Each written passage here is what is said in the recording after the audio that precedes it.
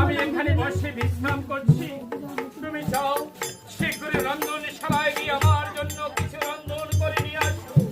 হ্যাঁ, এই রন্ধনশালায় গিয়ে আমার যদি বেশি বিলম্ব না হয়, আর যদি রন্ধন করতে বেশি বিলম্ব করে থাকো, তাহলে কিন্তু আমি ওই ফলনকে বসে অজান্তে যে আমি কখন শুয়ে পড়বো আমি হয়তো নিজেও করতে পারবো না।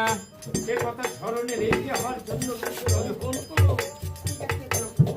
আমি এখনই আপনার জন্য